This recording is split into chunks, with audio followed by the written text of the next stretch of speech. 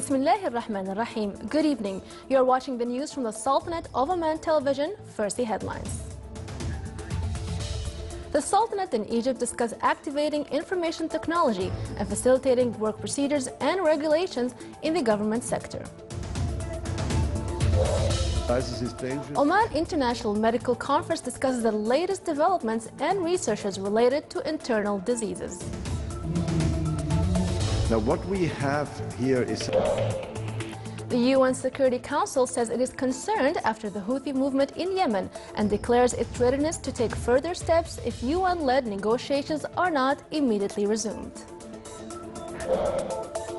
And European and Russian efforts are held to revive peace talks in Ukraine, while Russian-backed rebels are amassing troops to attack key Ukrainian towns.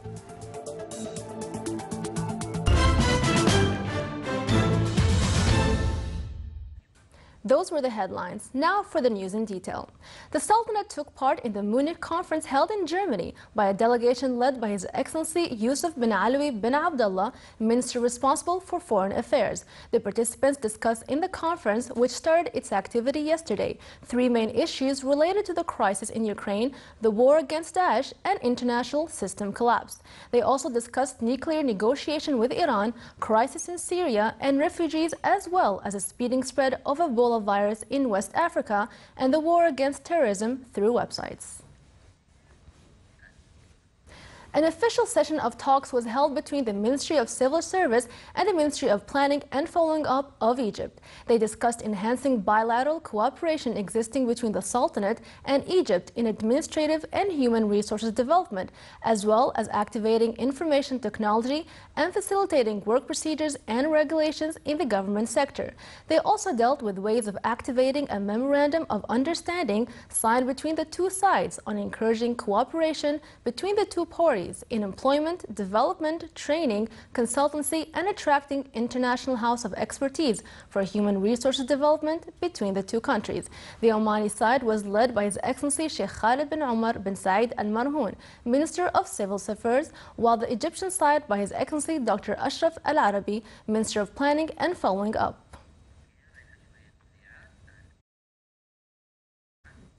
His Excellency Sheikh Khalid bin Umar bin Said Al Marhoun, Minister of Civil Service, received His Excellency Dr. Ashraf Al Arabi, Minister of Planning and Following Up of Egypt.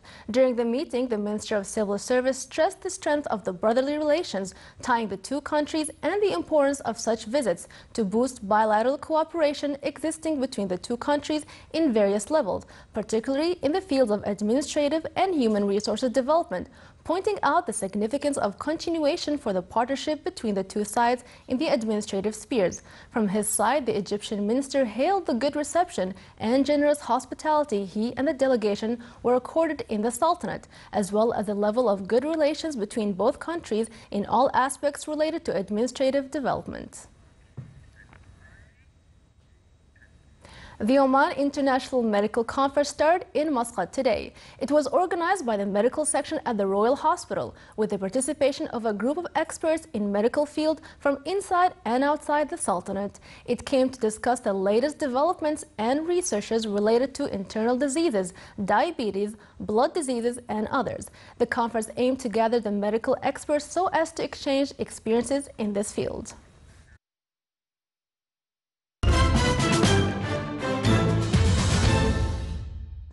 The United Nations Security Council said it was gravely concerned after the Houthi movement in Yemen dissolved parliament yesterday and said a new interim assembly and government would be formed. Chinese UN Ambassador Liu Jiu said that the members of the Security Council declare their readiness to take further steps if UN-led negotiations are not immediately resumed. The 15-nation council also called for the immediate release of Yemen's president, prime minister, and cabinet from house arrest. Kuwait's official news agency said today that the Gulf Cooperation Council called the dissolution of Yemen's parliament and the takeover by an armed group a coup.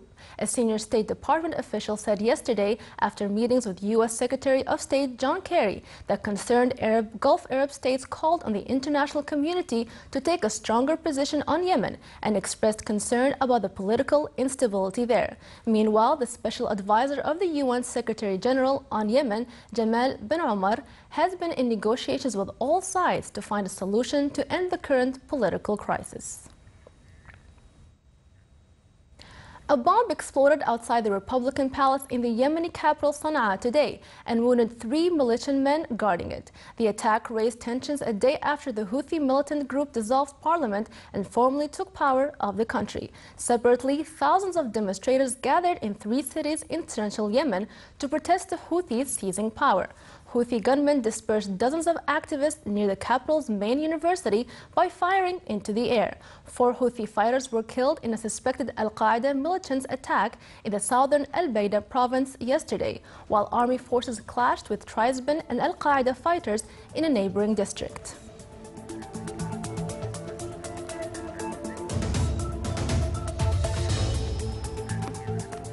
Still to come in our news bulletin.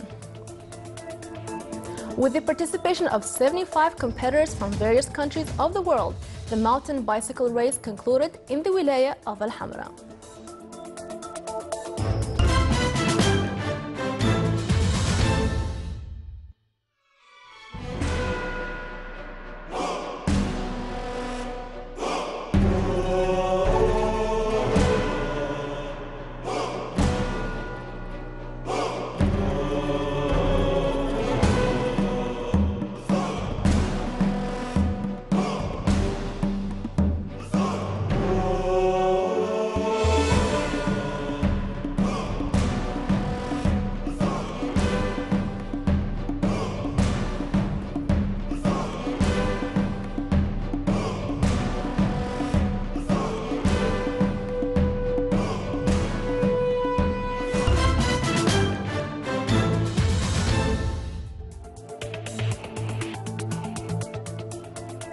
Welcome back to the news from the Sultanate of Oman television. German Chancellor Angela Merkel, who along with French President François Hollande met Russia's Vladimir Putin in the Kremlin late yesterday, told an international security conference in Munich today that there was no guarantee that the peace initiative would work. But she voiced opposition to the West supplying arms to the Ukrainian government to help them to defend themselves against separatists, who Kyiv says are supported by Russian arms and Russian troops. Moscow denies this. Pro-Russian separatists have intensified shelling of government forces on all front lines and appear to be amassing forces for new offensives on the key railway town of Debaltseve and the coastal city of Mariupol, Ukraine's military said today.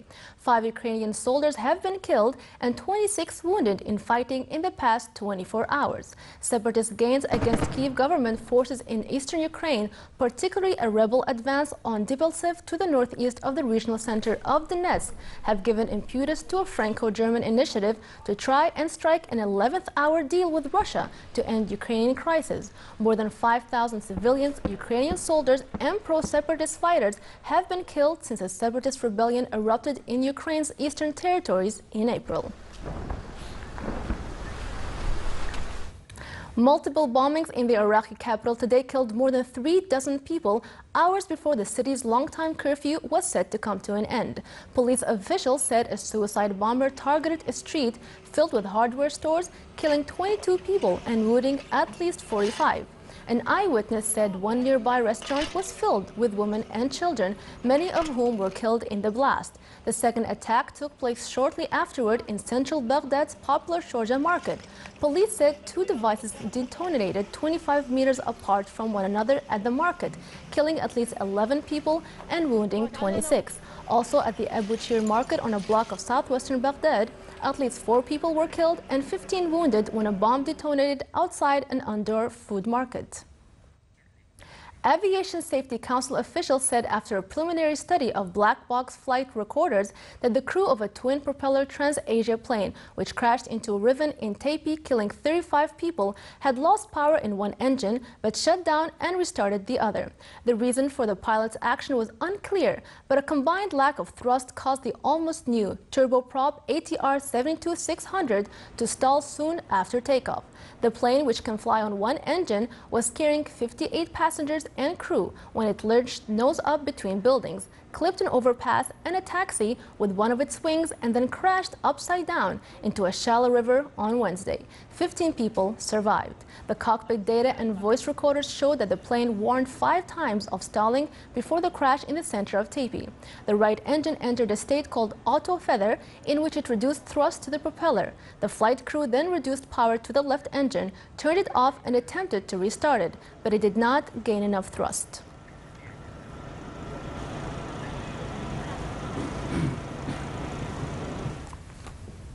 The number of people sick with Ebola fever had doubled in Guinea in the past week following the discovery of cases previously unknown to health authorities.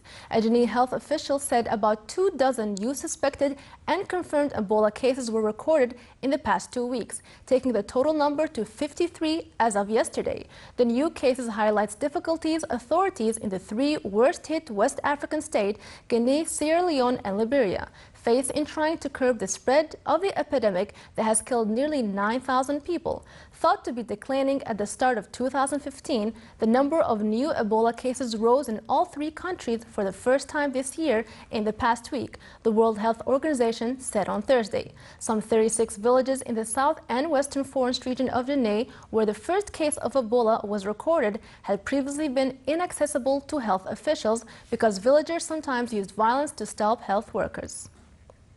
Voters in the Indian capital were casting ballots today in local elections, seen as a test of Prime Minister Narendra Modi's popularity. Polling was being held across Delhi's 70 assembly seats in the city, with the turnout picking up as the day progressed. The main contest is between Modi's Hindu nationalist Bharatiya Janata Party (BJP) and the anti-corruption Aam Aadmi Party (AAP). BJP's candidate for chief minister is Kiran Bedi, India's first female police officer. More than 13 million voters were eligible to vote in the contest involving 673 candidates. A total of 11,766 polling booths have been set up across Delhi. The Indian National Congress Party, which governed the city-state for 15 years, was expected to finish a poor third with only 4 to 5 legislative seats. Ballots are to be counted on Tuesday and results will be declared by the same day.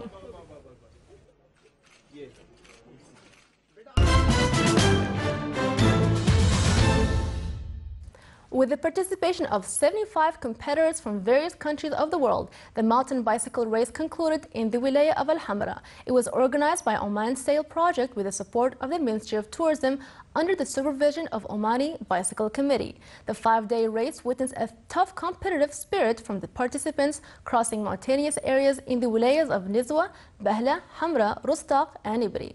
The participants also crossed the areas of Jebel Shams and Wadi Bani Auf while enjoying the beautiful scenery around. Organizing these races aim to attract more enthusiasts of such sports in the future, in addition to considering such events as an opportunity in promoting tourism.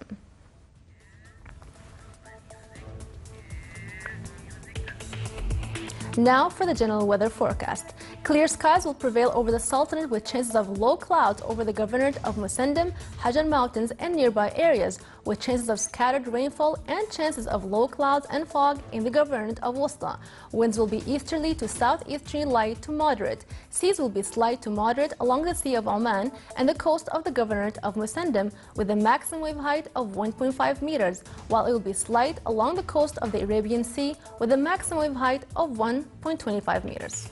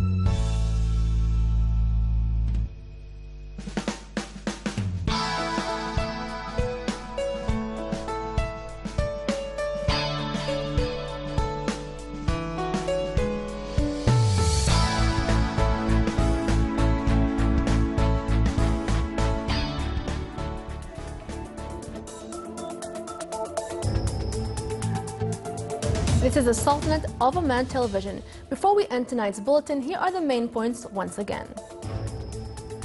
The Sultanate in Egypt discussed activating information technology and facilitating work procedures and regulations in the government sector.